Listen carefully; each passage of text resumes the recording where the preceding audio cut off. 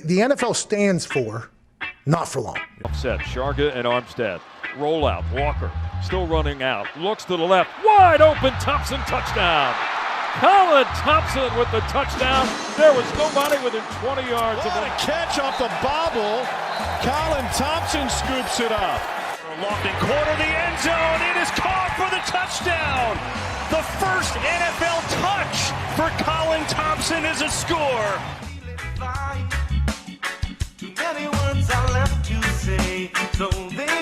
What's up, everybody? Welcome back to the Colin Thompson Show, presented by Not For Long Media. That's Jack Connell. I'm Colin Thompson. We're having a blast here with the CT Show, a new form of the CT Show, if you will, because we have a new presenting sponsor. That's right, our friends over at Arnicare, presented by Boiron.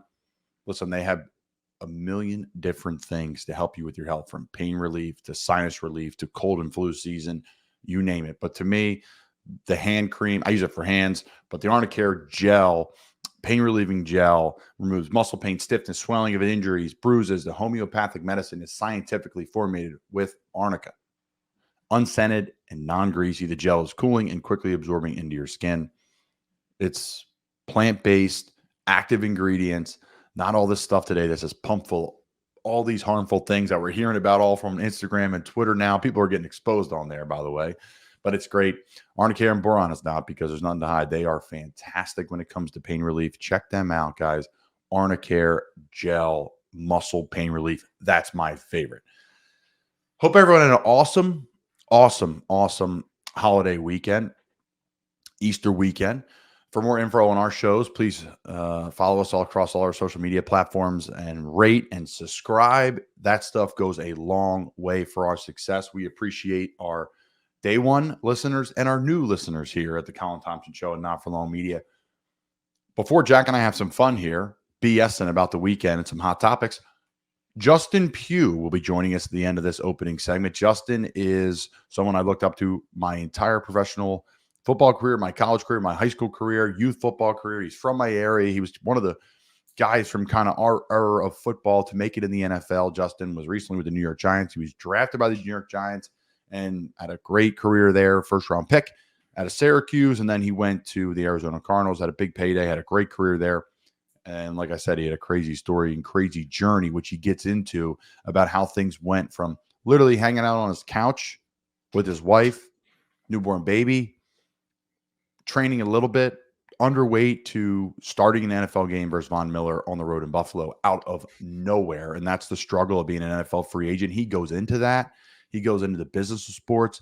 We dive into multiple categories. I said things I never say before on air. So check it out. Stay tuned for Justin Pugh. But before we go to Justin Pugh, I'm with the great Jack Connell. Jack, how was your holiday weekend, buddy? It was solid. Yeah, nothing out of the ordinary. Pretty standard Easter and work weekend. How about you? It was fantastic. We went to Cape May. It was great to get down there. The weather was solid.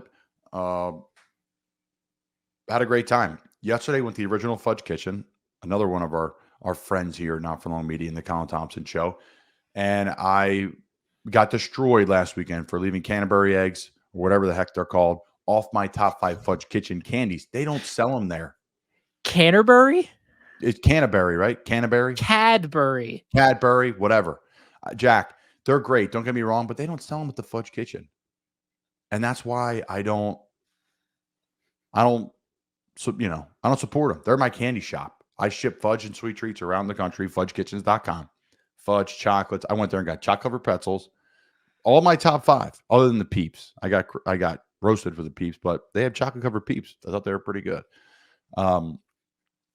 But that's what I did, Jack. We had a great Easter. We walked up and down the Washington Street Mall in Cape May, really great places. Went to the beach, had a football catch with my cousins. Just, the normal stuff, but got the chocolate-covered pretzels, got the peanut butter eggs. The problem is this with the peanut butter eggs is they're smaller.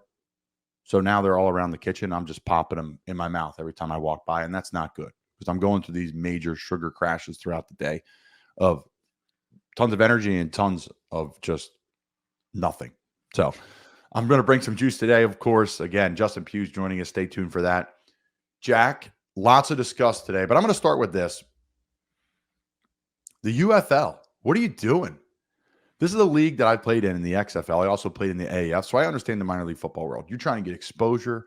You're trying to get better as a player. From a league perspective, you're trying to get exposure, and you're trying to gain traction, and you're trying to get sponsors and big networks and all that stuff. The NFL breaks news that they are using the kickoff rule that the XFL created. Well, the UFL is using the USFL kicking rules that they've used for the last couple of years. I turned the game on, excited to see the kickoff. The NFL is going to be using this. The announcers are talking all about it. They aren't even using it. They're using the USFL kickoff rules. They're massive changes in the NFL, guys.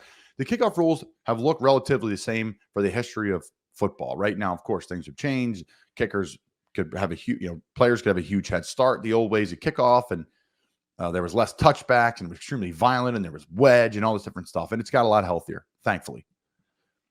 But they've changed things completely. They have us lining up across from each other 5 to 10 yards apart, like it's, like the movie 300, and we're going to battle it out.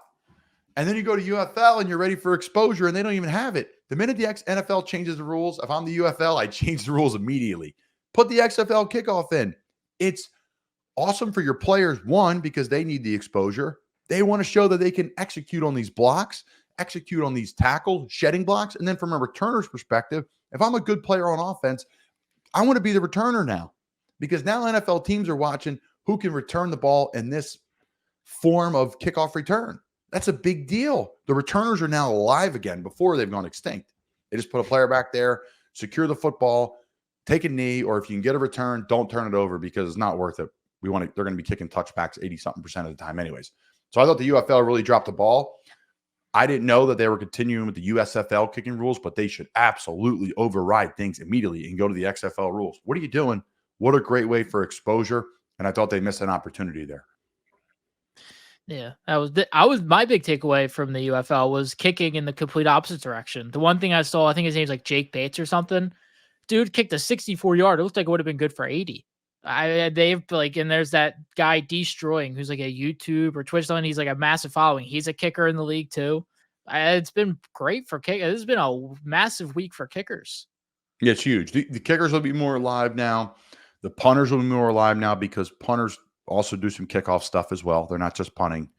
The returners will be more alive now. So kind of bummed that didn't show out. What a great opportunity they had for exposure and to show, hey, NFL, this is the tape you're going to be watching to implement on your field for the world to see, for the billions and billions of viewers. So I thought they dropped the ball there. I didn't have time to touch base on the hip drop tackle. I've done a video in the past about it, and some of you may saw that on our social media, my social media or Not For Long Media's. The hip drop tackle. I hate the rule for the defensive players. I do. What people don't understand is you're getting fined for these flags now. This isn't just a flag, 10, 15 yards, and we go down. No, these personal fouls, these roughing the passers, these late hits, the face mask, all that stuff, guys. That's a fine. Tens of thousands of dollars. Guys will play for free that week and probably the next if it's a stiff enough fine. Horse collar. That's not just a penalty. That's a fine. I don't really like that rule. The NFL Players Association, I think their max is like a couple $1,000s per fine, nothing more. I think it's around $5,000. The NFL does not have a maximum on their fine. So I think that's something the NFLPA needs to work on. But I digress. The hip drop tackle. I hate the rule for defensive players. I love the rule for offensive players. Listen, a guy trying to drag you and drop on your ankles at full speed so you go straight down sucks as an offensive player. From a defensive player, of course it's great. You're trying to get the guys stopping. Most of these guys now carrying the football are bigger, stronger now than ever. They're more protected now than ever. You can't take headshots on them. You can't really do a lot of things to them other than just a perfect form tackle. So again, I feel bad for defensive players, but for offensive players, this is absolutely massive for your ankle health. Listen, they're going to over penalize it in training camp. They're going to over penalize it in preseason football games and early in the season. And then it always tapers off and everyone calm down. It's not going to be that big of a deal. It's not going to change the game that much. It happens a couple times a year. So I like the rule. It's about offensive players. It's about money. It's about finance. It's about keeping players healthy. And to me, that's the overall resounding vibe from the hip drop tackle and the new rules with this thing. Yeah, I've also read somewhere too, like they're not going to call it too much. Like people were saying, oh, it might be a lot of stoppage game. I saw a lot more. It's going to be more of a something they see afterwards and find the player for, sort of like a late hit, something you would see before with other types of illegal hits and type of plays. So again, it's a money thing. Like you said, it's a money thing, but I think it was a necessary change, a change that was being expected. And I'm curious to see how this changes. Like I know you mentioned before gator roll type tackles. Curious to see what other types of tackles or schemes we see because of it. Yeah, that's a great point. It's a tough day, man, to be a defensive player in the NFL. I feel bad for these guys. Again, this is not just like a penalty. This is $25,000, $40,000 fine. Like that's a huge chunk of your. You only get paid 17 weeks a year, 18 weeks a year, 17 games in a bye week. That's the only times you get paid as an NFL player. You get paid a lot of money, but you got to make that money last the rest of your life. This is your profession you've invested 10s, 15, 20 years in.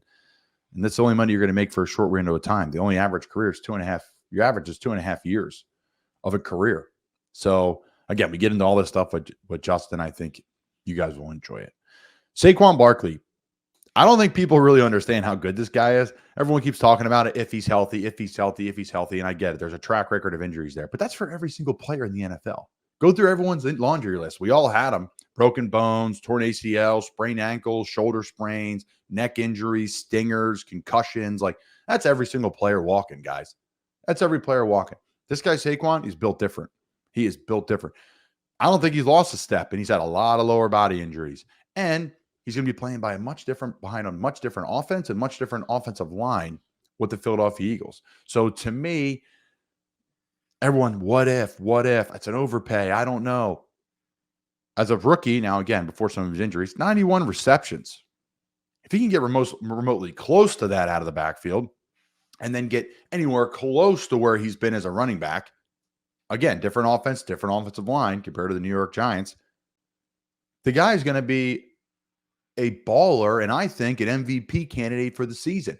If C-Mac could be an MVP candidate with all their weapons they have at the Niners, Saquon, with all the weapons the Eagles have, can absolutely be an MVP candidate. So for me, Saquon Barkley is a quiet front runner for the MVP this year. I put him and C-Mac up there again. I'm sure C-Mac wants it. Saquon now has got to be smiling ear to ear. The matchups on the outside with the receivers, the tight ends, the offensive line, Jalen Hurts. Like, how do you guard this team offensively? So to me, Saquon, sneaky pick for MVP this year.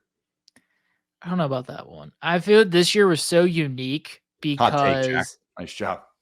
I know. The hot take is the cold take. The MVP race was so different this year because of the abnormalities at the QB position. Aaron Rodgers, Joe Burrow, season-ending injuries. They happen every year, though. Yeah, but this year was on a level. Patrick Mahomes was standing upright.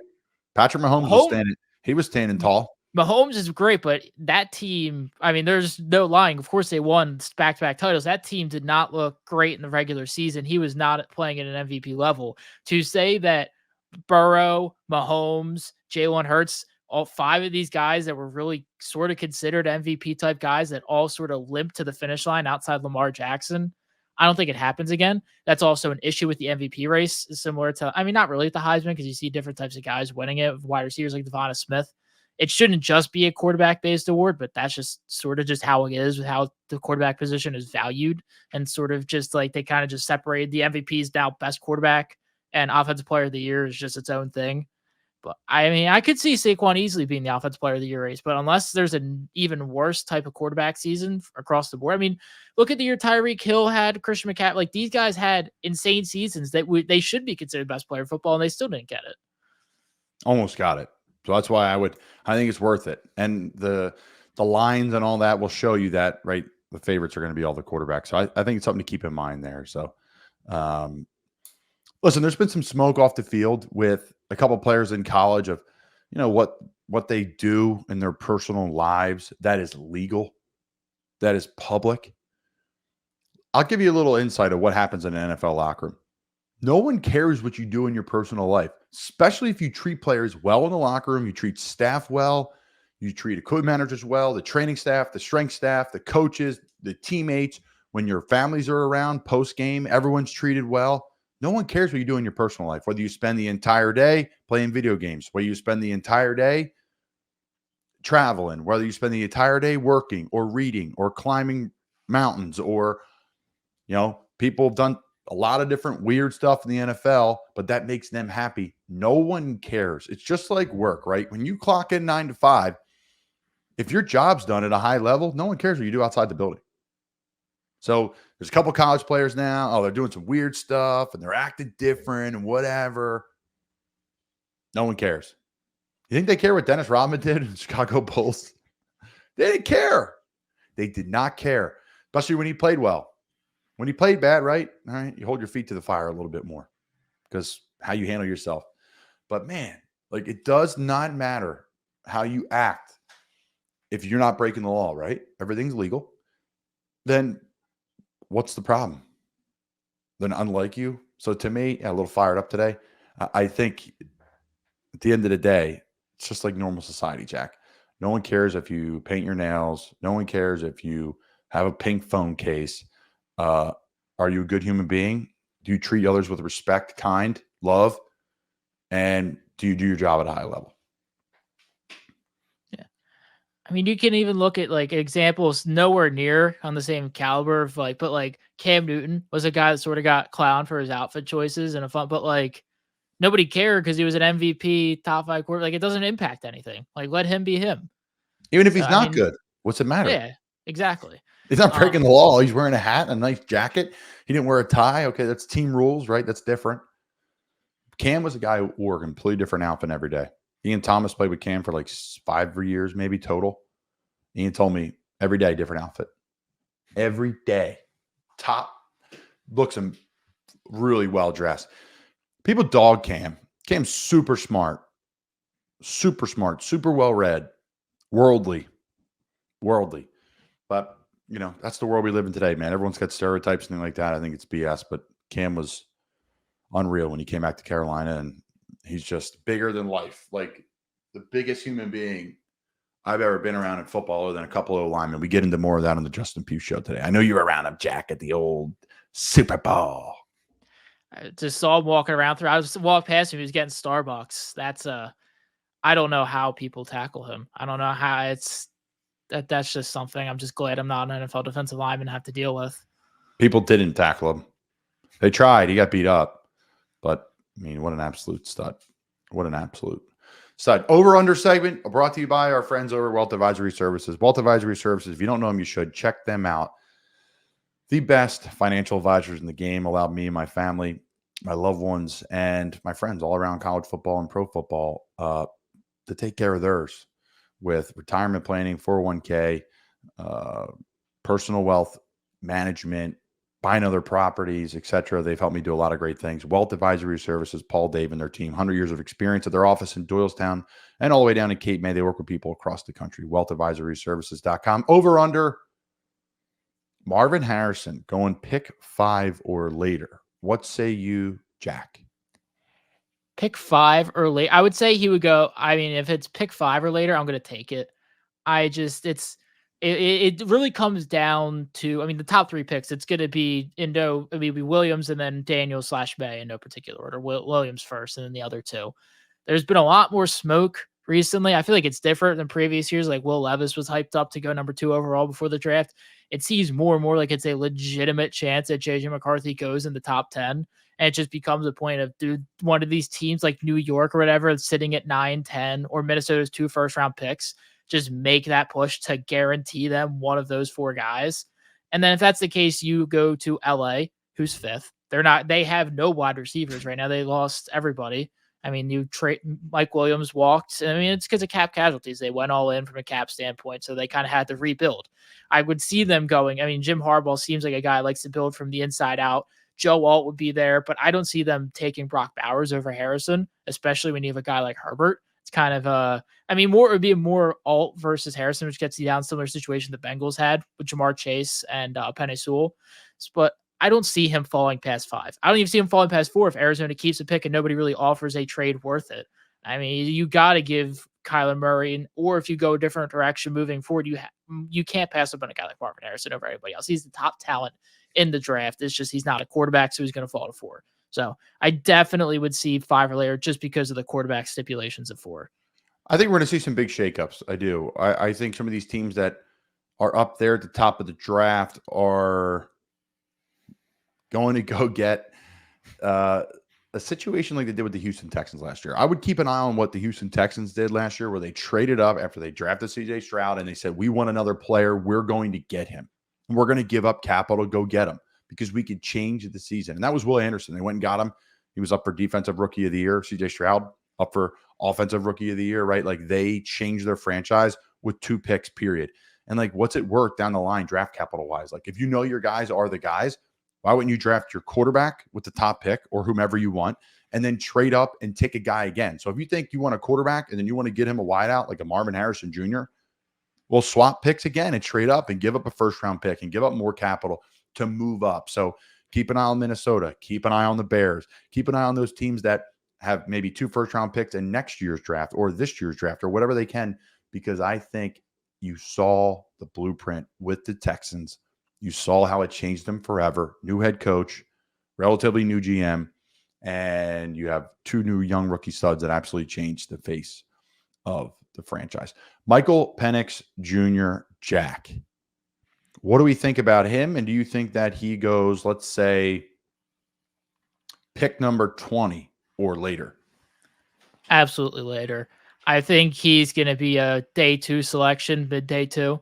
I sort of see him as like a Geno Smith type fall, like kind of maybe early 3rd round type pick that you could see as a guy moving forward. I know he impressed a lot of people with his combine and stuff, but I feel like we're at the point in the draft process, especially with a guy like a quarterback, that a pro day, 40 time isn't really going to shake his draft board. I mean, he's shot up incredibly this season out of Washington, but I really don't think that had any impact on his draft status.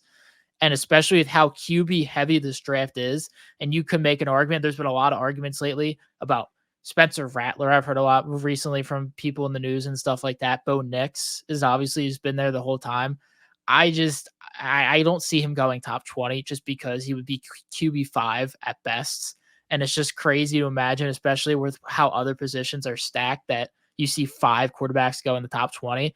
I still see him going in the 2nd round at earliest. So I'm definitely going to say over pick 20. I want to say over pick 20, but I think he's still going to go in the 1st round. I think a team's either going to trade up for him or a team that has a starter that's aging, maybe a year or 2. They could plug him in, get him comfortable in an NFL system to maybe avoid some of those injuries happening again. Sometimes with these rookies, man, when you're running around, you got to make plays on bad teams. It puts you in some vulnerable situations, but his medical's checked out at the combine. Obviously, there's a history there, right? And history of injury usually leads to more injury. So I think Michael Penix Jr. will be a 1st round pick. He'll be a late 1st round pick, and a team maybe you don't expect to take a quarterback will take him because if he was healthy, he's going in the top 5. He is. There was talk about it, and the guy's been on a roller coaster ride of multiple different things, right? Like he's going to be good. He's going to be bad. He's going to be a day 2 pick. He's going to be a top 5 pick. Like everything's been said about the guy this year. So for me, I wouldn't be shocked if somebody trades up and takes him at 10 because all it takes is one person. All it takes is one team. The beauty is in the eye of the beholder, if you will. And they're like, we want this guy. He's our future quarterback. He could come in and play right away, and we have a team around to protect him and keep him healthy. So I like Michael Penix Jr. getting drafted in the 1st round, maybe not in the top 20. Jets win total 9.5. Jack. This is a tough one. I don't know where to go. I mean, everything the Jets have done is a plus. So it's good. AFC is going to be tough. I see them around 9, but Aaron Rodgers, I'll give them the benefit of doubt and say 9.5. I'll say the over. I'm going to take the over, and I think it's going to be pretty fairly significant, right? Every team, oh man, if has to do with injuries, that's every team. That's every team. Even I say it. What the health is of the football team really matters, especially down the stretch. And then how good is your depth to come in from players that are going to get hurt? Players are going to get hurt. They've made tons and tons of moves. We had trade or free agency. I love the Tyrod Taylor move. I love the Morgan Moses move. I love the Mike Williams move. I love the Tyron Smith move. I love the Hassan Reddick move. So they've added pieces to already a great defense. And they've added pieces to an offense last year that struggled because their quarterback played a couple plays and the season was over.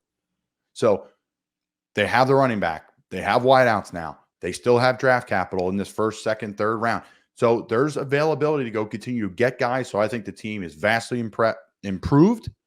They filled all their needs. And I think people still buy into the hoopla of all the Jets. It's a new season. It's a new team. It's a new era. Every season's different. Every day's different in the NFL. So to me, I'm taking the over big time. Jets 9.5 wins. Buffalo Bills over under, Jack. Going to go under. This is a team that lost a lot in free agency, really didn't recoup much. And this just seems like it's going to be a cap retooling year. I mean, you lost so much in your secondary this offseason between Tre'Davious and Hyde and all that stuff. So I'm going to say under. I'm going to take the over at 10.5. I am.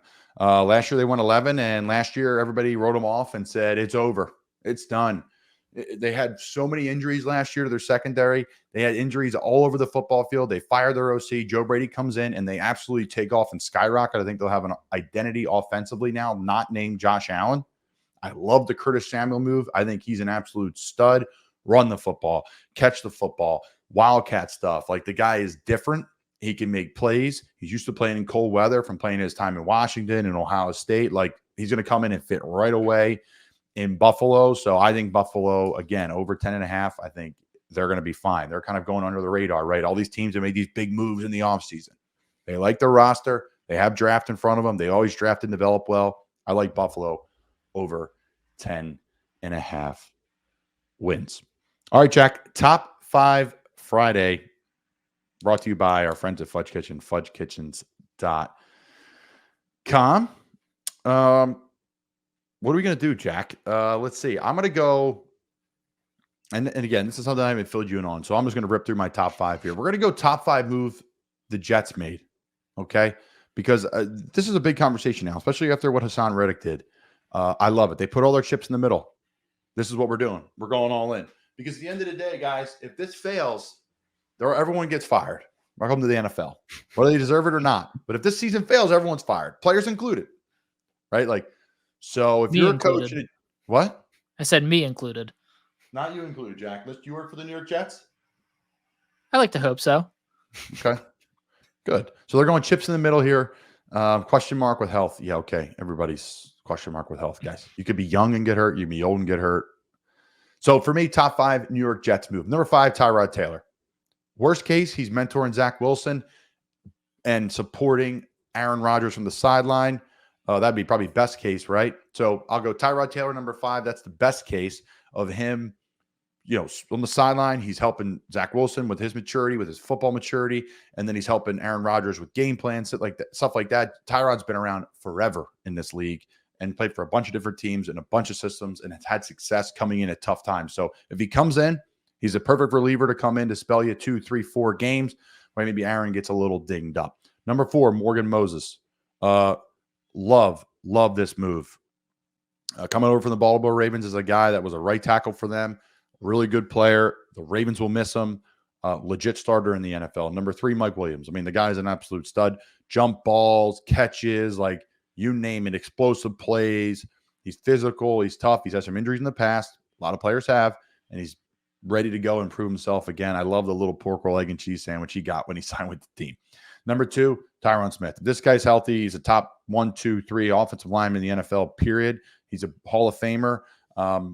And if he stays upright and plays 90% of the games, it's going to be really good for Aaron Rodgers and the New York Jets. And number 1, Hassan Reddick. 4 straight years of double-digit sacks. Got him via trade for Philly. They gave up a conditional 3rd-round pick in 2026, next year's draft. So I absolutely love this move there. Eagles are losing a premier player, a guy from Camden, New Jersey, now playing for the New York Jets, played for the Philadelphia Eagles. Like, local as local gets, played at Temple. He's going to have huge impact on the community, huge impact on the field. He's going to bring toughness and swagger to the locker room. So they made some really key pieces, and I'm thoroughly, thoroughly impressed on what the New York Jets did. That's my top 5 moves the Jets made this offseason. Any critiques, Jack? No, I feel like you're pretty hit. I mean, those are like, they really didn't make it. They signed a lot of people internally. Solomon Thomas, like they made some nice little vet moves here and there. They're probably not done either, but continue. Sorry. But I was going to say, moves I consider external. Like, yeah, I mean, obviously, like internal re-signings and retaining guys, I really wouldn't consider that a move. When I think moves, I think of additions. And I mean, this is still, like I said, the draft is still there. So I think there's still a lot more to be added to this list. But for right now, I would agree with it. Okay, thanks, Jack. I really appreciate that. Simply the best. Bow, bow, bow. Brought to you by our friends over at Arnicare. The best pain relieving hand cream in the world. I keep calling it hand cream, but I just use it for my hand. So Arnicare, gel. Check them out. Simply the best thing we saw or heard this weekend. For me, Hassan Reddick to the Jets. It's the chocolate peanut butter eggs from the Fudge Kitchen. Holy cow, fudgekitchens.com. They were unreal. Not just like a Reese's cup, right? With like the processed peanut butter inside. Who knows what that is? This is like legit peanut butter filling. It's incredible. And then UConn basketball. This team is loaded with depth. They were my pick to win March Madness. Everybody gave me shit for picking chalk and taking all Final Four teams, number 1 seeds. I was wrong with obviously a couple situations, but Bama, NC State. But at the end of the day, UConn hoops is the best thing I saw this weekend. Go on, Jack. What do you got? Best thing is from a comedic standpoint. So Russell Westbrook, he gets the nickname Westbrook a lot, which is God, NBA talk. God bless. But anyways, so he's been on the record before that he will always confront somebody. Like if he hears him call Westbrook, there's some example, whatever. I mean, it's not like it's whatever.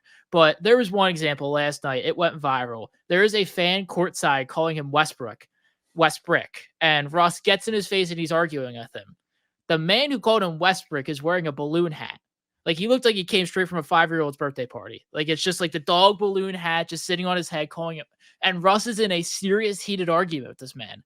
At what point as a professional athlete who's probably made close to $1 billion in their career, do you step back and look, I am an NBA player and I'm right before a game arguing with a man wearing a balloon hat about calling me Westbrook. This is the issue with Kevin Durant, right? I love calling people out. Trust me. I think it's great. Like people shouldn't be able to say what the hell they want all the time. All are high paying. You can say what you want, but people have the right to respond. Like, yeah, but would you realize that guy is seeking that engagement by calling you a name wearing a balloon hat courtside? Like that's just the textbook definition of I want attention. Yeah. No. Speaking of I want attention, Jack, simply the worst. What's the worst thing you saw this weekend? I don't know if I gave you this segment, but the worst thing I'm seeing right now is the April Fool's stuff, guys. Like, please stop. Like, I get it. I get it. It's funny. We all want to chime in, and maybe I have a poor sense of humor. But every single post on Twitter and Instagram day is an April Fool's joke. Every single one. I get it. We're all competing for clicks and likes and shares and blah. And I'm not saying that they're all bad because some of them are really good, right? They're hysterical. But like I forget which one I saw today. Like different trades and like this player's getting cut and this guy's retiring. It's like, come on, man. I don't know. It's again, like some of the stuff, like Mick's one was hysterical today about going back to corporate America. Like there's funny stuff. Don't get me wrong, but like the little ones that are just like, guys, like the NHL's in a playoff race, the NBA's in a playoff race, MLB season just started, right? The football fans, this NFL players retire. I don't know. Maybe I'm just grumpy, Jack, but that's a lot. It's just getting old, man. I just want to enjoy my day. Thoughts? You seem like you're about to yell at kids for like walking across your freshly mowed lawn or something. No, that's the vibe I'm getting from you from that rant. But the worst thing I saw was, I think it was a pretty egregious thing accepted by everybody's weekend, was the women's college basketball tournament, the Sweet 16 or Elite 8 round. I forget exactly which. The 3-point lines were different lengths on either side of the court. This was for the entire section of that bracket. So this is several games that had to deal with this. Granted, like it's not like one team is playing, like each team's at a same disadvantage. Like you're playing one half on each court, but that is still like awful. How do you even mess that up? I have no words for it. I feel like that's something like this is the highest. You could argue this is the most popular women's basketball has ever been. And at the pinnacle of that, you do something as simple and messed up as this. Like, it's awful. There have been very few examples that come to mind of something this egregious. One example is when the Sixers played the Celtics in London, the rim was tilted on one side. Like the players had to play at the tilted rim the whole game. There's nothing that get done about it, but this is awful. Are you gonna yell at someone for crossing your yard right now, Jack? No, somebody yelled at kids. I live right by a school. So like the kids, I live on a semi-decent road. So the kids will walk home from school here because we're so close. So it's like the walkers. There's kids run down my yard every single day. There's some mom that like stopped to yell kids that were like on my lawn like a week ago. And I'm like sitting looking out the window. Like I don't care. Get off my lawn. Like I don't need you yelling on your behalf to get like, what are they going to do? Get their shoes muddy? Yeah, you can recruit him. You got to recruit him to help with the yard work this year. Get maybe like an internship for free. Get some labor around the house. I don't want to break any labor laws too, by the way. Please don't take that in. Nothing serious here. We're having fun. No canceled, please. I'm just maybe give him a leaf blower, Jack. Teach him a few things. Do you have a leaf blower or you complain about those two? I do have a leaf blower. I have a backpack mower. I have one of those electric ones. All right, the bar this week on the Colin Thompson Show, brought to you by Arnicare, by Boiron, a homeopathic approach to managing your discomfort. Hat Tricks, one of my favorite bars in the world, downtown Tampa, right next to the Tampa Bay Lightning Arena, right down the street from the water. Absolutely beautiful, beautiful area. Fun downtown Tampa. Man, Hat Tricks, what a great spot. Wings, beers, TV, sports, awesome service. The place is so unique and so fun, like kind of like in a downtown spot that's like built for like going to games and then built for people that are working downtown. So it's like kind of one of the few bars right in the heart of downtown Tampa. Place is killer. Place is absolutely killer. It is absolutely packed before Lightning games. If you're going to a playoff Lightning game there, or you're going to a game down the stretch for the Lightning, check out Hat Tricks. The place is killer. Again, one of my favorite spots I used to go to back in the day with all the guys in the XFL. I was down there with my whole crew this past week when we were working down there for spring training. Food and ambiance, 5 out of 5. Place is absolutely killer. All the old school Flyers and Lightning and all these old school hockey jerseys all around the place. They got goalie pads everywhere, sports memorabilia, Baker Mayfield jersey on the wall. The ambiance is killer. The food's like just great bar food. It's just really, really good bar food. Service a 5 out of 5. TVs are everywhere, 5 out of 5. And cold beer, 4 out of 5. I didn't see them on ice, Jack. I could be wrong, but that could be a perfect 20 out of 20 if they were on ice. If they're not on ice, it's a 4 out of 5, and that's a 19 out of 20 for the bar this week, brought to you by Arnicare. Hat Tricks in downtown Tampa Bay. Took me about halfway through your review to actually understand that it was a play on words. I thought it was just a random Irish bar. I didn't put together Hat Tricks and hockey until you just started talking about the jerseys, and then I clicked. Well, it's a great place, Jack. Great, great spot. All right, guys. Appreciate everybody tuning in to the Colin Thompson Show, presented by Not For Long Media and our friends at Boiron Arnicare. Fudge Kitchen, Wealth Advisory Services. That's Jack Connell. I'm Colin Thompson. Stay tuned for Justin Pugh. I think you really guys are going to enjoy this one. He goes into just so many fun things about the business side of football. Justin Pugh. All right, Justin Pugh's joined us. Jay Pugh, how you doing, buddy? Dude, I'm doing great. I just got done filming one of my own podcasts, so I got to get you on my show here shortly. Net Worth. Look at us, man. I love it. Before we get into your show, and I usually do the intros and everything before we jump into this, and this will come out next week, first week of April. For those that don't know Justin Pugh, from my perspective, Justin Pugh is like one of the guys in the area that went to Division I football and was like a good football player, and that was really cool. And Bucks County guys, and that's awesome. Council Rock, and I'm from Central Bucks East, and great. You read about him in the Intelligencer and all this cool stuff, right? Like, to me, getting in the Doylestown Intelligencer was like the biggest thing in the world. Like, I was All-American. I didn't care. It was cool. I don't want to be that guy. It was awesome. But when I was like first team all Intel, like over like some guy from North Penn, like that was a big deal to me. And I remember following you, and then all of a sudden you're a first round pick, and then it changed a lot. Because for me, and we'll go all over the rails here, when I was a kid, I was very fortunate. My mom's best friend from high school went to Penn Ridge together. He was Tim Lewis. He was defensive coordinator for the Giants the year before they won the Super Bowl with Coughlin's first year. He got fired. He was with Pittsburgh the year before they won their first Super Bowl with Big Ben. He got fired. So, like, I was able to follow his whole career. And my mom's like, you need to see success. You want to play in the NFL? You need to see success. You need to see what that looks like. I can show you what a business looks like. Your dad can show you what a business looks like. But you want to go there? This was your dream at 6th grade? You got to do it. So she took me to the Giants ticker tape parade. And it changed my life forever. And you became Big Blue. That was super exciting. Then I had an opportunity to be an undrafted free agent there. And that's where Justin and I got closer.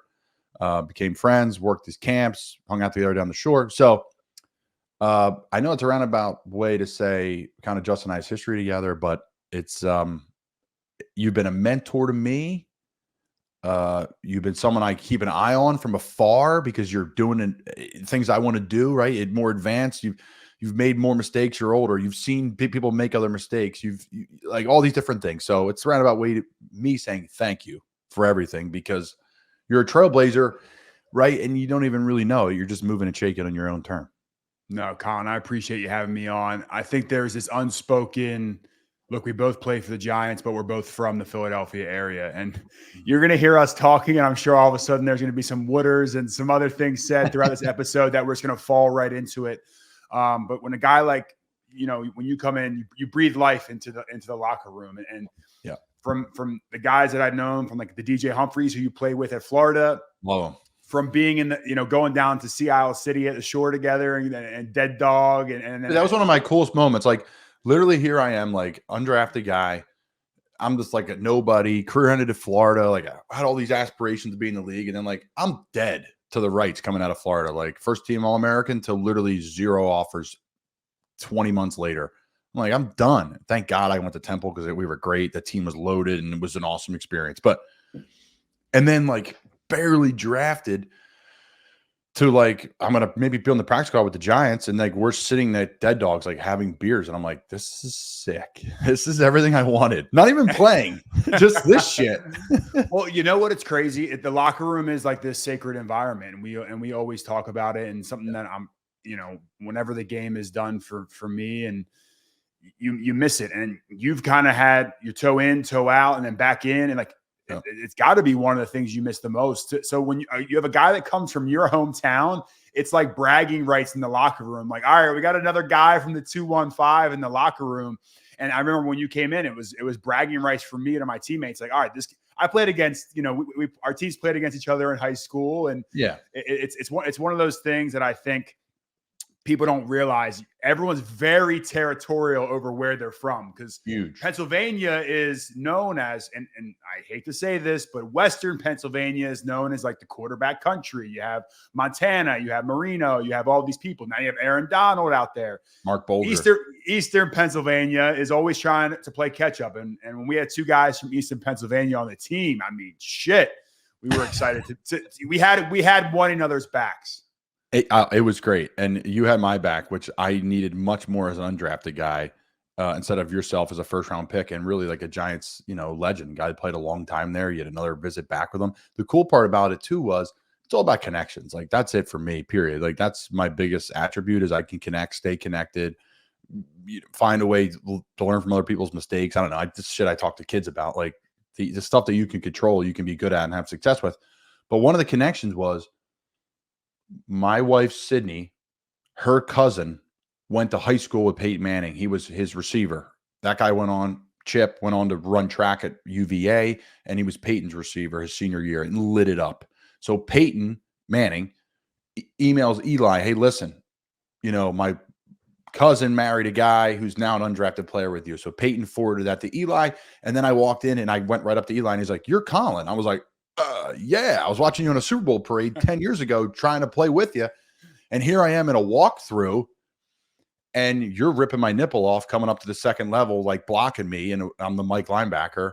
And Eli, I could see like Eli's eyes and face. And you're like, holy shit. Like, that's the cool shit to me. I look back on it, smiles like, and I wish, I wasn't, as a rookie, I was nowhere near the player I am now, and it sucks now. I'm the best player I am, and I'm 30, and you're on your way out of the league. If I'm not, my career's over. I don't want it to be. I'm going to keep going. But that's the fun shit. The locker room, you missed that. You missed all of it. The playing stuff, I don't know. I mean, I miss it. I miss the grind. I miss the fight because of the euphoria of it, but really it's because of the stuff after, I would say. Yeah, I think the biggest key to me, and something that you alluded to it, just joking around in practice, messing with guys. It's one of those things that I've learned through the arc of my career. You get drafted by the New York Giants. You're a first-round draft pick. They just won a Super Bowl. Your job is to come and get them back to the Super Bowl. Mm-hmm. And we failed miserably. Like, when we were there, we were not a good football team. We went to the wild card the one year, but we were never, where the Giants had Was it McAdoo? McAdoo, yeah. It was 2016. We went to the wild card, and then it all went downhill from there. And the one thing that you can never take away is the relationships you built with the guys, the relationships you build with the fans. Because the one thing I will say is, despite like not having as much success on the field as I would have liked, I still love the New York Giants fans. I'm still a fan of the team. Even though we grew up in Philadelphia, I'm not an Eagles fan. I'm Giants through and through. And I'm out here in Arizona too, and I have a love for the Cardinals. Obviously, we see the helmets I have back here, but those two teams changed my life, and I'll forever be indebted to them. So that's the one thing. And the teammates that I met have changed my life. And if it wasn't for those organizations and those players, I wouldn't be who I am today. So you got to give a shout out to those moments and those people. I think one of the coolest moments of my career, because I'm never going to be a high draft pick. I'm never going to be a starter. I may start a game or two as a second tight end. We're running duo the first play of the game, but like, I'm not that guy. It's not even in my, I could train and sacrifice every meal and do everything in the world. And I might have a ceiling. Right. But when I was 2020, 2021 at Carolina, when I was like really a part of like installs and really in part of like short yardage and play action and like different packages and all these different shit, I was like, holy cow, that's the coolest moment. And the second, I mean, really the first coolest moment, that's number two. Number one was like,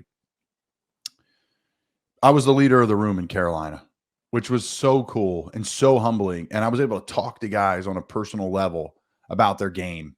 And from a point of, guys, I am not as good as you. I am not going to beat you out, but I can help you somehow, some way with your footwork and turning your toe in and squeezing your big toe and do this ankle mobility thing. Like, go see a PT. Like, the coaches tell you what to do, but they don't tell you how to get there. Like, you got to get there yourself. Go see a physical therapist. Go work with some.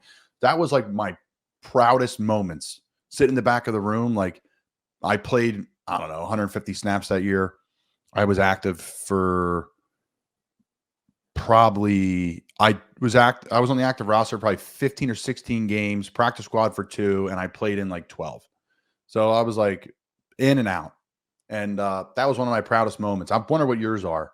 Like, for me, it was the group and how we went travel and we did a tight end trip to Key West. Like, I organize all that. We do that now. I hear Key West, and I know you were involved. I know you were taking them, getting them sandwiches all over the place. That's my spot, man. And now we do it. Now, if football camp was built out of it, because we just go down there and party 3 days in a row. You know how these trips are. They're great. But I'm like, guys, we could do a camp for 2 hours and get back. So I digress. That was one of my favorite moments for me, is like, being in the back of the room and like having some fun and having some control over the room, but also like taking my licks and getting, get back to. So I love that. Yeah. So for me, it was definitely, so the first moment is your welcome to the NFL. And my welcome to the NFL moment, I get a call from Eli Manning as soon as I get drafted, and he's like, hey, welcome to the team. It's Eli Manning calling me. It was unbelievable. Getting into the locker room, it's you're starting at the bottom of the totem pole again, and you're working your way up. My favorite part of the NFL was when I got to Arizona and I become a veteran in the room. You get to start having, the rookies grab snacks for you or carry your pads. And it's like you beat them up on the field and you give them a hard time, but then you love them up off the field. And 3 years into my Arizona career, I something clicked for me where we started doing these O-line dinners, and I had we had a chef come to my house. He would cook for the offensive line and the quarterbacks. And every Thursday it was non-negotiable that we did O-line dinner. And those are some of the best times because faces are changing. New guys are coming in. You talk about life. You talk about anything but football. We would watch the game on TV just to have it as background noise. But we're talking about what do you like to do in the offseason? Where are you from? What are you going to do once you're done playing? And these conversations were such eye-opening moments for me and the players that it's the impact that will last a lifetime. And that's something that I'll never take away. And that was the one thing that I said this year when I went back to the New York Giants that we didn't do previously was offensive line dinners. And I'm proud to say that every week that I was there that we did an O-line dinner and we got to know each other, because if you know the guy's favorite color or his foundation or what makes him tick, you are going to play harder for that guy. And I just talked to a military guy this morning actually on my show, and he talked about mentorship and leadership. The best way to be an effective leader is to mentor and bring along all the young guys. You're only as strong as your weakest link, and that's what I've learned in this last few years, and it's changed my career. Yeah, you're able to talk to them on a different level too, right? Like when they false start, you can have that conversation of like the 100 times you false started. You can say, you can relate. They'll let you in. You like, that's the number one thing is you can have direct impact. My biggest thing with guys is like, and I've learned because I've been a suitcase, like Giants undrafted, emergency appendectomy, got cut. They said I was going to hang around for a while, come back on the practice squad. They never had me back into a rookie minicamp 3 years later. I went to the Bears when Zach Miller almost lost his leg and won a tryout there. And I was like ready to fold my career in. Like, dude, at Del Val, I was literally running stadiums at Del Val, waiting for the train to get on the train to go work out at Temple. That's what my routine was.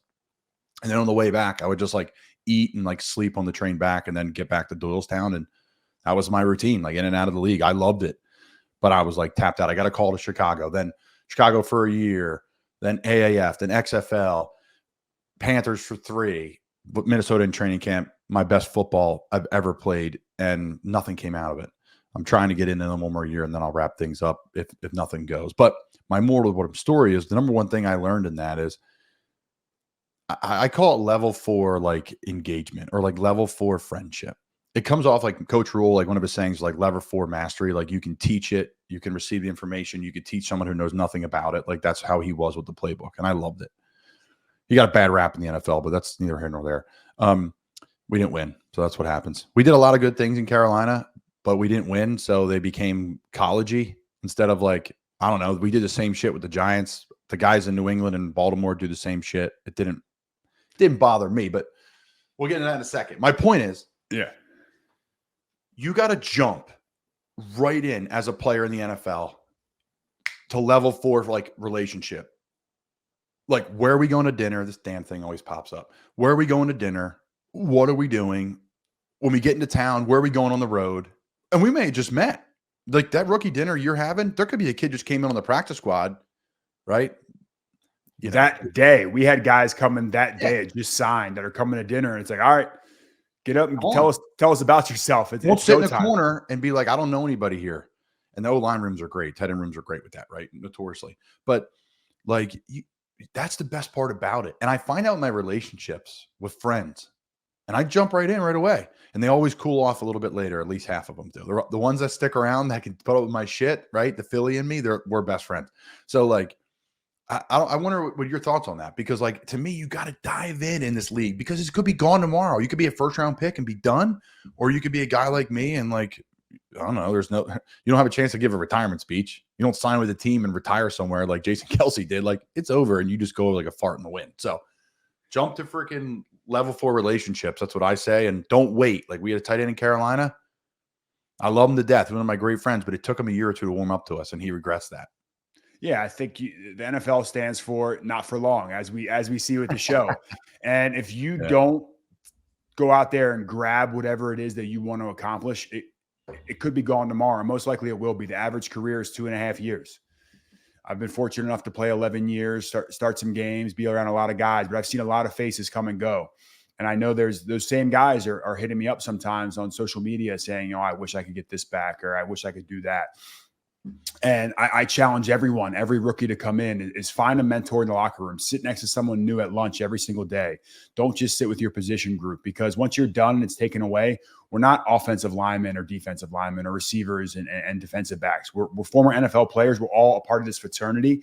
And that's where we all want to win together. We're so ingrained to compete against, and you have to beat out the guy next to you. At the end of the day, that's going to do what it's going to do. If you're friendly to someone or not, it doesn't. The NFL coaches are going to make the decision on who's the best player. So I would go into it with guard down, be a sponge, try to learn as much as you can. And for me, it was seeing 2 guys that I would put on my Mount Rushmore of like business of football Hall of Famers, and that's what I'm all about. I'm all about the dollars and cents. When I was in New York, it was taboo to talk about business because we were there to play football.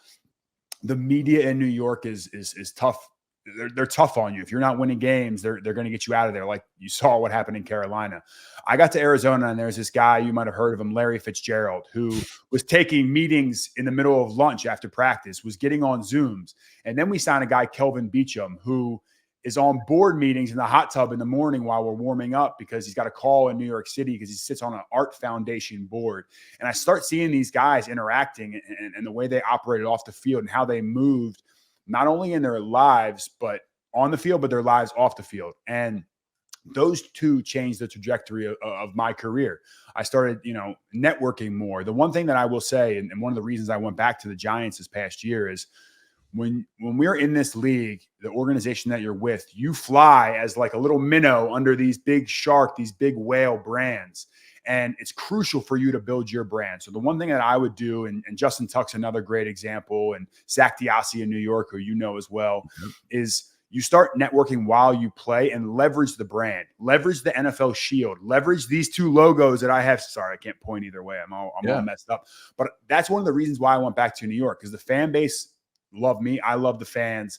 And I knew that I would be able to go into New York post-career if I want to do media. So like partially the reason I went back to New York wasn't for the money. It was almost the social currency, which people forget about. The social currency is almost as important when you're an NFL player as the dollars you're getting paid, because that's what you're going to come around to live off of once you're done, that reputation, that brand that you built. So much to unpack there and so much good stuff. Social currency is amazing. The Giants' Big Blue brand, I'll touch on that briefly. That was unbelievable for me. Like, ooh, this is legit.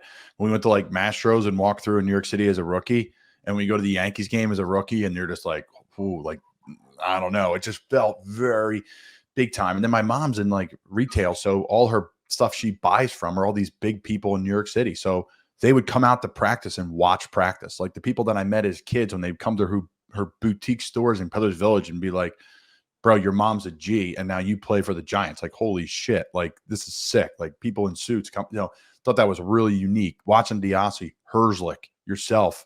I wasn't with Tuck. I'm trying to think who else was there with us, but it was really unique to see that. I'm like, wow, this opened my eyes. And really what it did, Jay, is it opened my mind to start a podcast. I think I was the first NFL guy with a podcast. Now, I was on the practice squad with the Bears. Some people say it doesn't count about the NFL. I call bullshit.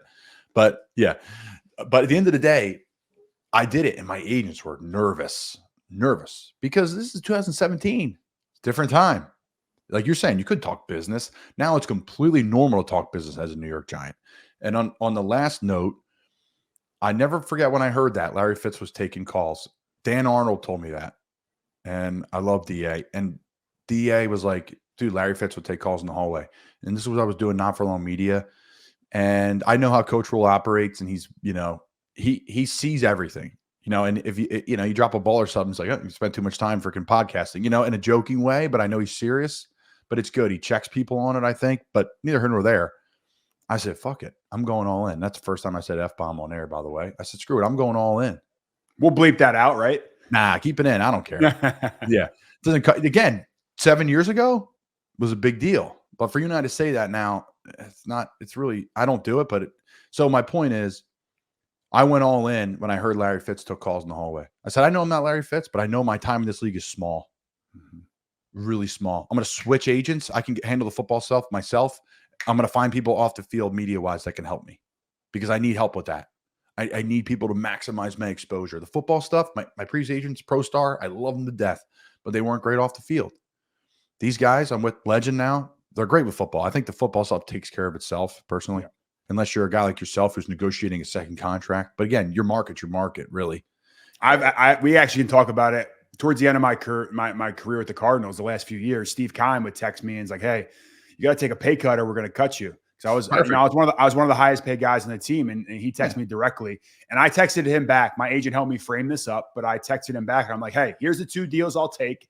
If you don't want that, cut me tomorrow. I'll go figure out someone else." This past year with the New York Giants, leveraging media, I've started my own media company, and we can kind of touch into that. It's called, I started my own podcast this year called Net Worth with Justin Pugh, and we just talk about business of football. For me, it's all dollars and cents. We trade our health for money. So instead of me trying to get into granular and health and try to do all those things, I'm trying to grow the pie as big as possible. And the dollars are going to trickle down to the players through salary cap, through benefits, through off the field. But if you can build your brand, my dog's making an appearance. Sorry, I got my dog Beans is out there. If you see him roaming around, they're just making guest appearances. But my whole thing is, if you can build your brand, that lasts with you once the game is over. Once the New York Giants logo comes off, once the Arizona logo comes off, you're always going to have that Not For Long Media brand, the Colin Thompson brand that's sitting above and below this show right now that you can take and you can leverage going forward. So for me, I saw the value of that. Once I started doing my show, I had a broadcasting agent reach out. I was able to leverage the fan base behind me to negotiate a deal. I went out there on Sunday Night Football after 2 days of practice, started on primetime football, was at left guard. Left tackle gets hurt. I move out to left tackle. Haven't played that in 13 years. Nightmare. My dumbass says straight off the couch in my pregame introduction. So the internet's already buzzing. I let up 2 sacks, have 2 false starts. It's worst case scenario for an offensive lineman. We come back. I play great down the stretch once I figured out what the snap count was. We almost win the game. And the fan base is so far behind me. I had done all these shows to get them on my side. The fan base would have thrown a fit if Joe Shane let me walk out the door. So I had some leverage and I used it. And we were initially offered a prorated veteran minimum deal for the rest of the season. And I was like, well, if I start and I'm your left tackle and I do all these things, I got to at least be able to make X. So we put incentives into my deal. I ended up making more money because I had leverage through building my brand with the fan base. So it resulted in real dollars in my pocket by doing this. So as soon as I saw what the brand was able to provide me, I started a company. So we started Athlete Podcast Network, where we're going to help athletes like yourself, and you're doing already. You're a pioneer in the space, but other guys to develop that infrastructure to build their brand while they're playing. If they're done playing and they have, passions they want to pursue. So we have guys that we have a trading card show. We have a financial literacy show. We have a husband and wife player and wife that are showing what's life like playing football with kids and travel and all those different things. So we're building that out right now. And it's something that I'm working on every single day, because if you can build your brand and it can fly on its own outside of the NFL shield or the team's logo, that's what real success is. And my end goal is to provide guys with capital and cash flow. So they don't have this, I'm done. What's next? How do I pay my bills? We have a brand that you can go out there and generate income from to pay your bills going forward. And that's kind of where I'm at now. And I know I kind of put the cart in front of the horse, but I love it. And I'll add to that too. Start it during your career. Don't wait for it to be over, because again, like you're saying, you're at the height of your popularity while you're playing left tackle for the New York Giants. And that's why when I was with Carolina, and I love the Panthers, but right, the Giants brand is massive, right? I'm not even going to compare the two. We just know Giants are massive. Bears are massive. Eagles have become massive. Dowson is his own stratosphere. Certain brands just are massive. And I have no regrets playing in Carolina, but it was much different when it came to fan bases and et cetera. You could walk around that city. I was with Baker Mayfield having margaritas on a Friday night. No one said a word to him. No one even knew it was him. I was like, wow. If we were in Philly, New York, you're toast, man. We couldn't even go. You can't even go out and grocery shop. I know Hassan Reddick. I was talking to Hassan at a Temple game this year, and he's like, dude, I went to the grocery store one time. I'll never go again. Like, people were all over me. I couldn't even buy eggs. I literally just went to go buy eggs, and I got crushed. So, no, I was sweating for you watching that game at you at left tackle. My palms were soaked. He's like, are you okay? I'm like, I know what Justin's going through to some extent. And obviously not playing left tackle, way different, hardest position in football pretty much, other than quarterback. But I know what it's like to come off the couch and you got to perform, and you were like, hopefully I still hope, you can't replicate anything. You think you can, but you can't. But good players, smart players, guys have been doing it a while. Mentally, they know what it takes to get there and to snap into that thing, and they can rock and roll, i.e. what you said, third and fourth quarter, played great. But I bought a shirt right away, man. I bought a shirt right away. My agent, I didn't know it. My agent, obviously the straight off the couch thing kind of took on it became its own beast. My agent had shirts ready to go. Like, shout out to my agent, Andy Ross, because he had that running. And if we would have won that game, it would have carried through for the rest of the season, but it provided some hope. We were 1-5 at the time. When I re-signed with the Giants, it's not like they were going to the Super Bowl that year. Daniel Jones was hurt when I came back. Tyrod then gets hurt. We have Tommy DeVito starting. This was a unique but fun year in New York. Look, the record wasn't there, but we breathed life into a team that was going nowhere. And I think that was something that I'll always be proud of. And the guys there, the foundation's there. Dexter Lawrence is the best interior D lineman in the NFL now. Since Aaron Donald retired, Dexter Lawrence Moose is unblockable. It's probably part of the reason why a guy like Jason Kelsey, like, you look at guys like Dexter Lawrence, and these more and more guys are coming into the league like that. who wants to go against them? It's unbelievable. You have Andrew Thomas at left tackle. So I just think there's a lot of pieces there for the Giants. Obviously, losing Saquon hurts, but the Giants are a team that I'll always be supportive of. And who knows, I might end up back on the team this year. So we'll see how it goes. It goes on that front. Yeah, what are you doing training wise? Are you letting the body shut down a bit? Are you getting back into it? What are your thoughts? I had to let the body heal up a bit, because coming into that game against the Buffalo Bills, that was the first time I put on pads since I tore my ACL almost a calendar year before. So the story is a little unique. I had tore my ACL. The Giants were playing the Cardinals week 4 last year, and they're in my hometown. I'm literally 15 minutes from where they're training at Arizona State. Their left guard goes down, Ben Bredesen, who, shout out to Ben, just signed a deal with the Tampa Bay Bucks. Awesome dude, great teammate. No state income tax. No, it's amazing. It's not what you make, it's what you keep. So Ben goes down in that game, and the Giants are like, hey, we need a left guard. You want to come over to Arizona State and work out for us? So I go over to Arizona State. I work out for them while they're here, because they went from playing the Cardinals to playing the 49ers the next week on Thursday Night Football. So they stayed all week in Arizona. So I literally could walk to practice, and went and tried out for the Giants. They bring me in, and they're like, I made 3 demands. I'm only playing left guard, which didn't end up happening. I was potentially going to go to right tackle, and then I ended up going to left tackle in the game. So I was like, hey, I only want to play left guard. It's like riding a bike for me. Coming off an ACL tear and not playing in a year, I need to do that. My weight was down. Like, I thought I was done playing. So I was 275 pounds when I signed to play for the Giants. And, I said, I need to get acclimated. I need to get my weight up 5-10 pounds, be 285, strong. I went and did 1 practice squad practice. They moved me on from Thursday was that practice to Friday is a Fast Friday, which isn't a real practice.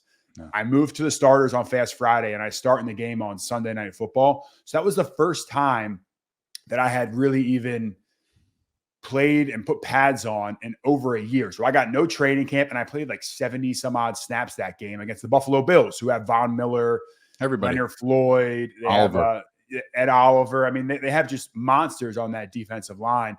That was like, you ever see Not Gladiator, 300, when the young boys have to go out and prove themselves. You get no coat, you get a spear, and you go off and you have to kill a wolf. That's basically what the GM from the Giants, Joe Shane, did to me. He's like, hey, I'm throwing you out there. You either sink or swim. If you come back, you get a contract. If not, you're going to go back to the couch. And I went out there and battled for it. So I'm proud of what I was able to accomplish last year. That's awesome. Now, what's your mindset? Like, are you coming off the bus sweating, or you're just like, hey, screw it, I'm playing with house money?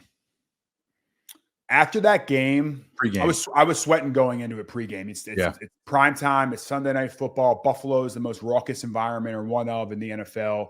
And even things like pregame, I didn't know how we did pregame. We're doing one-on-ones pregame, and I go against Nacho, one of our defensive linemen, and he absolutely tees off. I honestly almost got a concussion pregame, because Nacho fires off and hits me harder than I've ever been hit in a pregame. Because typically in pregame, you just fit up with the guy. I don't like being touched. I hate it pregame. I was pissed in Minnesota this year. I was like, I'm going to do my warm-up over here. And the tight end coach, who I'm close with, was like, no, you got to do these routes and all this stuff. I'm like, I don't want to break a sweat in warm-ups. It's like my number 1 rule now. I changed that completely. Where I used to be drenched, I regret doing that. So I'm sorry to interrupt, but. And then we get to the huddle. So in the one-on-ones before the game, which I've always done, but it's more of like a fit up. I'm like, all right, we do a run fit to begin with. He completely crushes me. We do a one-on-one pass pro. Now I'm like, all right, he's going to bull rush me. I'm going to jump set the shit out of him. He swims me, so I get beat clean. So my confidence is like at an all-time low. Then we get to the team period, and Tyrod Taylor starting at quarterback that week, as Daniel Jones got hurt the week before. Yep. Tyrod calls a day 1 install play that wasn't in the game plan for the week. So Tyrod calls a play. I've never even heard this term before, so I have no idea what play call he just called. So now I'm frustrated. I'm like, I don't even know the offense we're running. At this point, I don't know the snap count, because we're just doing silent cadence, which is a nuanced cadence. So I'm asking the left tackle next to me, like, what is this? And he goes, oh, it's inside zone to the left. Okay, now I know what it is. He translated it for me. So going into that game, I don't know snap count. I barely know the playbook. I've been there for 3 days, and I'm getting told the plays by the left tackle. And then the left tackle gets hurt 3 plays into the game, and I have to go out to left tackle. So I jump off sides because I don't know the snap count. So I go back and I yell at the center, Ben Bredesen. Sorry, Ben. I'm like, hey, the ball has got to come out quicker. We're going on my snap count. We're not going on whatever snap count we're doing. Like, as soon as you lift your head up on silent cadence, that ball better be snapped. Yeah. And we figured it out. We settled in. Mark Lewinsky, who was playing left guard next to me, he told me every single play, who we were blocking, or he kind of translated it for me from Giants lingo to like just basic terminology. And we were able to get through it. And we should have won. There was a defensive pass interference at the end of the game that wasn't called. So the refs robbed me of a glorious moment if we would have won that game. Unreal, dude. I was blown away, and I was like so proud on the couch, and I didn't even care if he played well or not. I was like, this guy's a beast, and this is the definition of like straight off the couch. As a guy last year training and not getting any calls, and then actually got 2 calls like, hey, we may bring you in right now. I'm like, all right, I'm in shape. Like, I'm in shape. It is what it is at this point, especially for me. Like, I'm doing like 2 things if I'm playing block and duo or coming back on split zone, taking some guy's kneecap off. So that's neither here nor there. Dude, I think you're killer on Twitter, guys. Follow at Justin Pugh. On Twitter, Twitter's my favorite, or X, we should call it now. Twitter's my favorite. You have so much good stuff. I went right here and I'm scrolling through it. I want to start with this, and then we're going to get to your thoughts on the hip drop. I'll talk about the XFL kickoff too, because I was a part of that. I think it's really cool. I'm proud of the XFL that they got that. Like 100%. Yeah. Nick Saban's the GOAT. Let's get a few things clear. Alabama's never been paying players, blah, blah, blah. Your thoughts here on the Saban comments when he was sitting next to Senator Cruz and all that good stuff, because this was about a month ago. You tweeted this 2 weeks ago, or yeah, about 2 weeks ago. I'm just literally scrolling through your Twitter and seeing good stuff. It seems like you got an opinion on it. Yeah, I got an opinion on everything. That's the Philly in me. I think no matter what you say, we're going to either be for it or against it. But what I've learned through my time in the NFL, you look back at like when Kaepernick took a knee, I had a very strong stance against it. But I'm never too big or too stubborn to not listen. And, Kaepernick came out and said, hey, he's gonna kneel for injustice. And I'm like, oh, well, I think you should be standing 100%. Like, and I still believe I'm going to stand for the national anthem, but I was never in Kaepernick's shoes. And talking to my teammates that come from different backgrounds that are African-American teammates, showing their perspective. And this is just the one shining example I have of it. It's like, oh, wow, I have no idea what anyone else has been through. And I'm able to change my tone. But I have strong stances on things, and I'm willing to listen and change. But when I heard Nick Saban said that, I just thought of he's retiring because he's tired that players are now making money. The system was broken before. College football was just paying the universities and the coaches. A guy like Jimbo Fisher can leave Florida State and go to Texas A&M, sign this fully guaranteed deal, then leave and go somewhere else and still get all his money, while the players are sitting there like, what the hell? I can't even afford to pay my bills. You look at Reggie Bush. He gets a house for his mom, and he gets banned from the Heisman. He can't go back to USC. So I love that the system is broken in the other direction now, because look, we can't have the transfer portals. We can't have like in and out of free agency. Like, players are getting paid, and I love that, because I'm a firm believer in let's put more dollars into the pie and let this thing trickle down. There's 5-star guys that'll never make it to the NFL, but they put everything into football. And I love the fact that they're having a chance to get paid for it, because college football is the NCAA and the education for athletic scholarship is a sham. Like, let's call it what it is. You played in the SEC. You saw it probably better than I did. Guys are there to play football, and the universities are there to profit off that. And now I think we're going to get to a point where there is going to be a salary cap implemented at some point. Every school kind of has a salary cap. And I thought when Nick Saban said that, it was a little crazy, because we all know that Alabama players have been getting something. I don't know what they were doing or how it was working, but to say that now guys are getting paid, like let's stop acting like this whole thing before guys weren't getting paid. So I obviously as new information comes out, I'm willing to change my stance, just like I talked about with the Kaepernick situation. I'm actually having the lawyer, Darren, on that was sitting in that round table with them, who was an NIL lawyer in Florida. I'm having him on my podcast to learn more about it. Yeah, Heitner, I'm having him on because you don't know what you don't know. And I want to learn more about it. But I just think that some of these coaches, they profited. If you really wanted to go out there and coach for the love of the game because you wanted to help develop young men, go coach high school football. Those guys were doing it for the love of the game. Yes. Football in college is a business. And for me, if there's millions and billions of dollars involved, the NFL players should have to get a piece of that. And maybe we do it where, like, if you make over a certain percentage, you opt out of the scholarship program, you pay your own way, but then you go into financial literacy courses, you go into accounting courses, because we already talked about it, you mentioned it. When it comes to accounting, it's not what you in taxes, it's not what you make, it's what you keep. Let's teach guys how to do that. Let's teach basic financial literacy. Guys can come back and get their education down the road and come back and use that, or maybe it passes on. It's like a bloodline where like your kids can do it. Now, do I think the system's still broken? Yes. Should I think this money should be put into some type of annuity for college athletes so they get paid monthly? It's the same thing with NFL athletes. We have this cash flow occasion. Your cash jumps up, so your lifestyle jumps up. We have to find a way to protect us from ourselves. And I think there's a way to put it in where it just goes into like almost like a trust. You get a portion of it every month. So if you're done, you can rely on, all right, I have $2,000 coming every month from what I was able to accomplish in college. Fix the transfer portal, fix the bowl game scenario, which I think will happen when we go to an expanded playoff. But when I hear Nick Saban come out and say that, it just kind of irked me because he was the one benefactor in all this. Alabama and the coaches were always making money. The players never were. Now the players are making money and they start making demands, which I think he's right on. He's right that players are getting a little bit over their skis as well, but there's some balance. And I think he mentioned that as well. So it's not all on Nick Saban. It just kind of got the juices flowing, and maybe I directed some of my frustrations at Saban, and he didn't deserve all of that. Well, listen, all the other coaches are thinking the same thing too. Saban speaking for all of it. My old quote is this. I say it all the time to everybody I'm in the sauna with who asks me questions about it, or I'm at the bar with. Don't hate the player, hate the game.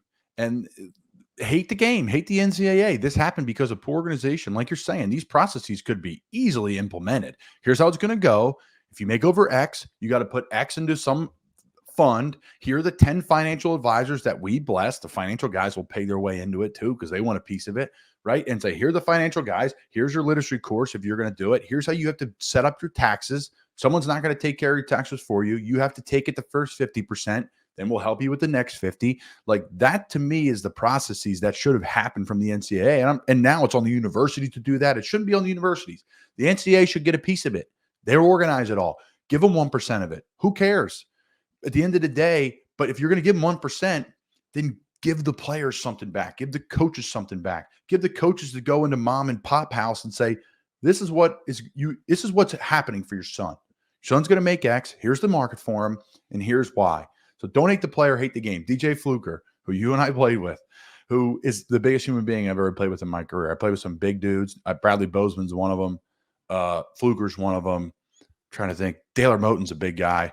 They're just different. You're a big guy, but you're a guy that put on a bunch of weight. These guys are like born that big. Yeah, DJ Fluker can't walk through a double door. Like his shoulders hit on either side. He wears size 20 shoe. Like he's just a massive man. I mean, we got to put like a little excerpt of what Fluker looks like right now. He's in the best shape of his life. Like he should still be playing on an NFL team right now. He's tweeting it. He's always tweeting it. I love that self-advocating. I can't do that. I can't muster up the courage. My agents are like, post some of your workouts. I'm like, I can't do it. I can't. I've made fun of too many guys in the past for it. I'm a hypocrite for doing it now. Just the guys that get like dressed up all nice and got their flexing by. If you look like DJ Fluker, I would, he's ripped up right now, probably 330 with a 6-pack, and like just absolutely looks like the Hulk. Is he the biggest guy you play with? DJ's not big. He's skinny. He came into the league. He played his junior year in college, I think, or senior year. Will Hernandez is maybe 75. like Will Hernandez. I think that we did this bone density scan, and he has the highest bone density and bone mass of any player in the NFL. He's like not very tall, but he's absolutely like, he's also like Hulk, but Fluker had the 1-2 combo of being like 6'5", 6'6", 360. I mean, he's one of those guys you send him off the bus first because he's absolutely intimidating. He's a monster. And then I'll add, DJ said, I said, you get paid at Bama. And that was the cool thing with the Giants. We'll go back to that. I ate lunch with someone new every day. I ate a meal once a day with Eli Manning. How cool is that?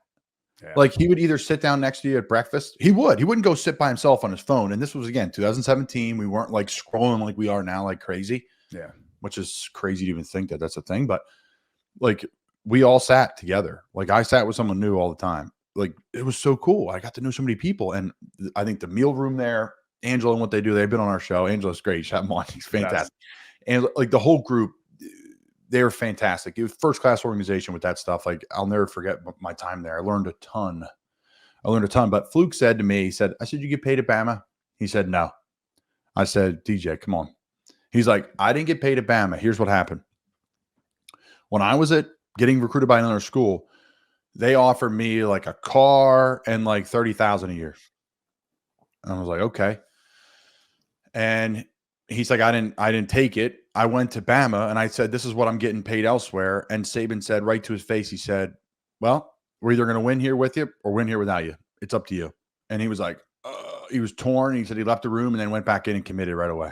So I'm sure guys get paid at Bama. But and maybe DJ's lying through his teeth. Now another story I heard from another, but I don't believe you SEC guys at all. I think there's an SEC. I was in the Big East. I was at Syracuse. I think I might have gotten Canada pretty much. I might have gotten a slice of pizza. I was a 2-star recruit. I didn't get shit. And Dude, I go into the locker room. Florida.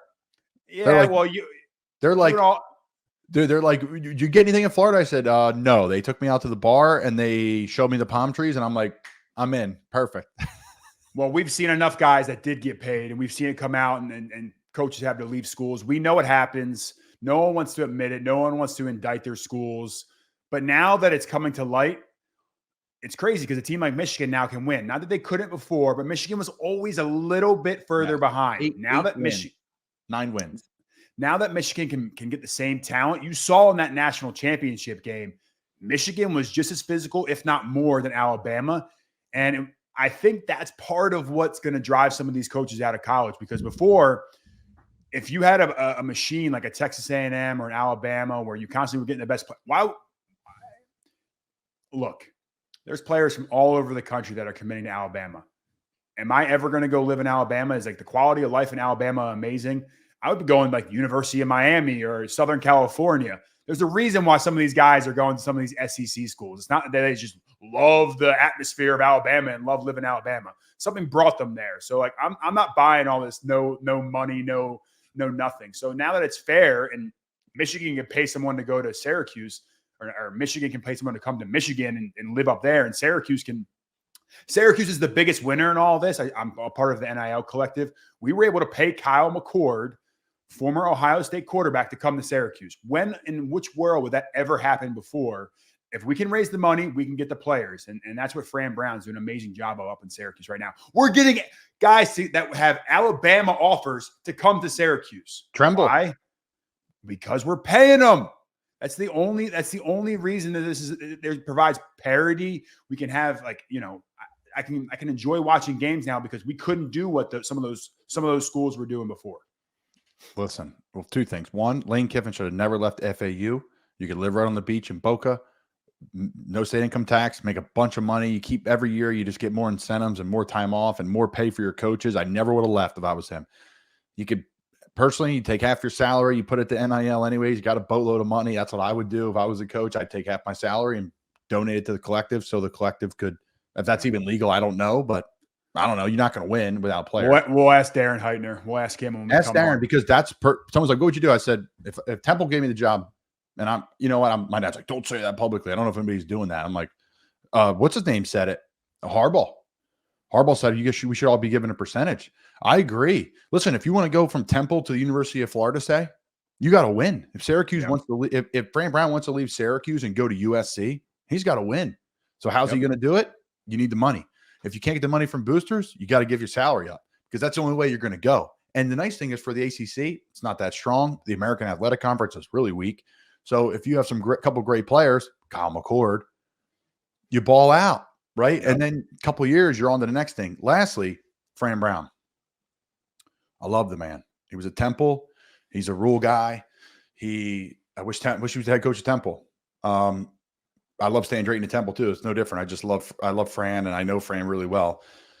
Bro, you guys are in great hands. Like, first off, he's about as real as it get. His press conference was one of my favorite press conferences I ever saw. I think I was texting you during it. I love it. Fran, I had a chance to talk with him. We're going to the spring game here in a couple weeks. We haven't had a recruiting class like this in years, decades. The Fran Brown effect is real, and he brought in some great coaches. The offensive coordinator was with me in New York, and he's running the offense right now. So I just think that we have a recipe for success up in Syracuse. Yeah, right Dixon, now. Coach Dix, great guy. So the issue becomes, how do you sustain with NIL? How do you keep going out to the fan bases and saying, hey, we need you guys to keep raising money every year? Syracuse isn't used to doing that. So it's finding ways to get creative with the NIL space. And I've pitched some ideas about real estate and having the donors help build student housing and have that piece of the pie go into the NFL collective. So it just creates this perpetual wheel that goes into it. Eventually, I think there's going to be rules put in place, and there's going to be things that happen where TV money will then come in, a salary cap will be implemented. It has to. This just becomes the minor leagues for the NFL, which is good, but with the right rules. So I'm excited for where it's going to go. I mean, we're getting kids to commit to Syracuse over Alabama, Texas A&M. They have all of these offers, and they're coming to Cuse. So it's a good time to be a Syracuse Orange. And I almost said Syracuse Orangeman. Can't say that anymore. We're just we're the Syracuse Orange, and excited for this season. All right. Lastly, a couple of questions here. We'll get you out of here. Appreciate you coming on, J. Pugh. XFL, the NFL hip drop tackle. I saw your perspective on it. It's businesslike. I'm going to give mine first as a ball carrier. I love it. I'm excited about it. I want nothing to do with having my ankle snap off or getting a high ankle sprain or anything like it. It's an offensive league. I'm sorry, defensive players. It sucks, man. I think the really shitty part about it for me, it's not the penalty. It's the guys get whacked for a fine for 25 G's. I always explain that to people. When there's a personal foul, guys, 9 times out of 10, there's a fine attached to it. Not just a penalty and oh shucks. No, there's a FedEx on your desk from John Runyon, one of the dirtiest players in the NFL at his time. Happy for his son, just got paid a bunch. Yeah. But like that sucks. That's the layer that people don't get is like some guys are making 25 G's a week and you get whacked with 25 G's and you're paying that post-tax now. So you got to work for 2 weeks to pay that, right? So there's a lot of details in that, in my opinion, that's really shitty and dirty. The fine should go away with it, but neither here nor there. I like the rule. I think it's progressive. I think it's tough on defense, but I think it's necessary. Yeah, I agree with you 100%. And I look at it like we'll throw the fines out. Like I think that has to be adjusted as well. The JJ Watt's a huge proponent of dropping these fines down because you're finding guys. NHL's $5,000 maximum. We don't have a limit on ours, I don't think. Yeah, I mean, I have to go back to I interviewed JC Treader, who was the president, and he just stepped down as the president of our union and we talked about fines and we talked about it. But I have to get him back on to talk more about this in particular because I think the fine schedule has to be adjusted. And that's a whole nother argument for a whole nother day. Yeah. Back to the hip drop. But the hip drop, in my opinion, is a business move. And it's player safety. We can talk about it. Players sign up to play football knowing you can have a career-ending injury tomorrow. Know the effects of CTE. How many times have we joked about CTE in the locker room? Because the unknown is scary. We don't know where it's going to go, so we laugh about it. And we know what we sign up for. We trade our health for wealth. As long as you can agree on that, we can get to the next part of this conversation, which is offensive stars grow the game. It's fantasy football. It's the gambling on NFL stars. If you tune into a Sunday night football game, you want to see Patrick Mahomes, you want to see Justin Herbert, you want to see all the stars in the field that you have on your fantasy team. And if they're not there, the game doesn't grow. We want to keep the casual fans involved. If you're a diehard Giants fan or a diehard Cardinals fan, you're tuning in no matter what. I'm trying to get the guy that's a Browns fan that doesn't really care about this game to tune in and watch it from start to finish. And people are like, oh, it's going to hurt the game. Well, then fans, speak with your dollar. Stop tuning in. But they won't because look what Amazon just paid for a Black Friday deal, $400 million. Look what the salary cap just went up, $40 million. The NFL business is stronger than ever. And until anyone can, and defensive players are pissed, they should be pissed. It's going to hurt their pockets. Like, it's not fair to them. But at the end of the day, we're growing the pie. If offensive players are on the field, it helps defensive players because they get more money.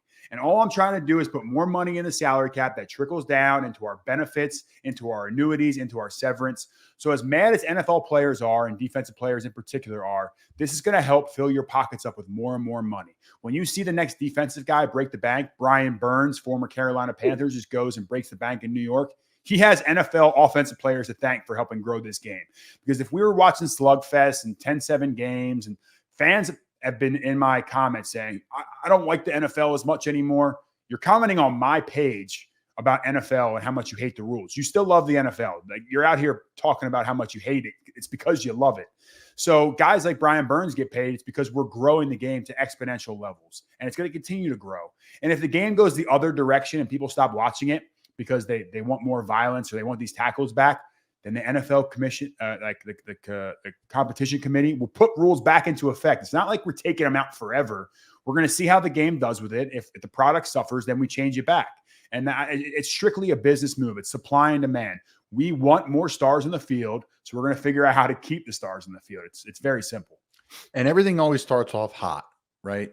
Like there was a trash talking penalty 2021. We ran duo against the Texans, and me and Zach Cunningham got into it. And I threw him and got in his face and was jacked up. I was inactive the week before, so it was a Thursday night game, so I was trying to leave my mark, get myself fired up, playing in my wife's hometown, right? Like all the little shit that you don't think about, but you're thinking about. And the ref comes up to me, he says, one more word out of you, I'm throwing a flag. I'm like, what the hell? Like, I looked at Zach and started laughing. I'm like, what are you talking about? What? I'm like, this is normal. What are you doing? And the guy's like, dude, I have to throw it. I was like, and then it tapered off and it went away. So I think this is all, they're going to be throwing them in preseason. If anything's even remotely close, they're going to be throwing it. And then they're going to pull it back. And it's going to be like a bad horse collar tackle. You see maybe 2 of them a year now. Guys are aware of it. It is going to be what it's going to be. I don't think it's going to blow up to anything more than anything. I have some couple questions for you off air, so stay on. But I love the new XFL kickoff rule. As someone who played in it, you're 5-10 yards apart. There's no running head starts. Have you ever played on KOR before? Sometimes they put an O-Lineman back there. I did my rookie year. I had a guy come down and almost blew my knee out, and he got cut the next day. It was in practice. It was literally in practice, and I was on the wedge. And I'm coming up to make a block, and it was a walkthrough, basically practice. And this guy comes flying down, trying to make a play, just trying. He's a practice squad guy. Took my knee out, and by the time we got back to the locker room, they cut him. So I found out the business of football is real. If you mess with the first rounder, you're not going to be. And then they took me off, and I never went back. So I'm not really knowledgeable about kickoff. It sucks. I've been a backline guy, and you got a little people like, oh, it's good, must be nice blocking a DB. Yeah, right. They hoot right around you. What am I gonna? You can't do anything about it. I'm used to everything being in a 10-yard box, so I love it. I'll leave it at that to touch on the topics because I think it's great. It's healthy for players. The one thing I will say is people like when you're on kickoff, there's different layers to coverage, but everyone's on the same layer. So like it gets sloppy around the ball, like almost like you ran inside zone and the ball bends back and you're on the backside. You're like, oh boy, I could feel a million people around my ankles, and you just kind of fall to not get hurt. That's what it feels like because they ride the wave of it. But it'll be fun. I bet there's going to be offensive linemen out there. There's going to be big DNs out there. Like, hey, Brian Byrne, we're paying you $1 billion. We have to kick this guy the ball. Go get the guy. Like, and Brian's going to tool some like linebacker trying to block him, which I love from a blocking perspective because now they got to deploy more fullbacks, more tight ends. Like, it's going to be interesting to see. I think it's going to affect the roster maybe a little bit. I always like to see like what guy can get another shot based off of it. I think you're gonna see guys out of the XFL, Justin, that have good success playing normal down and distance, but also have success as returners in that.